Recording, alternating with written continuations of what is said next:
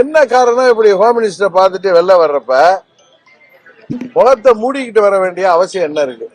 இதுவரை கேள்விப்பட்டிருக்கீங்களா? அரசியல்ல எந்த ஒரு கட்சி தலைவராவது டெல்லியில சென்று அல்லது வேற எங்கோ கூட்டணி கட்சி தலைவர்களை சந்தித்து விட்டு வரும் பொழுது இப்படி முகத்தை மூடிக்கொண்டு ஓடி வருவதை பார்த்திருக்கீங்களா? யார் இப்படி முகத்தை மூடிட்டு வருவாங்கன்னு உங்களுக்கு தெரியும்.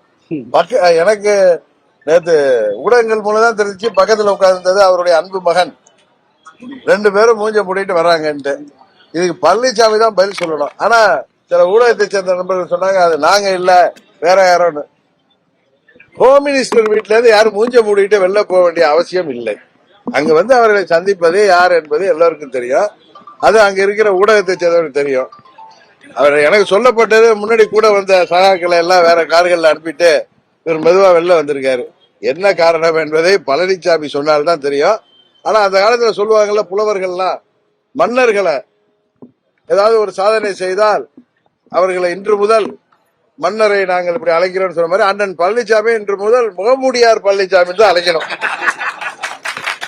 இவர் உறதெல்லாம் புருடாங்க. சில பேர் இன்றைக்கு இந்த பழனிசாமி அடிக்கிற இந்த கூத்தையெல்லாம் ரொம்ப பெரிய ராஜதந்திரம்னு சொல்லிட்டு இருந்தாங்க. அன்னைக்கு இத மாதிரி துரோகத்தையும் இத மாதிரி நம்ம ஊர்ல சொல்லுவோமே இத மாதிரி திருட்டுத்தனத்தையும் 420 வேலையெல்லாம் ஏமாற்றுவதெல்லாம்.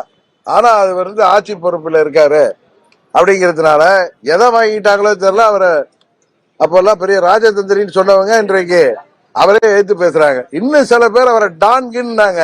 ஆமா உங்கள் டான் தான். அரசியல் தலைவரா இருந்தா அப்படி முகத்தெல்லாம் மூடிட்டு வர மாட்டார்.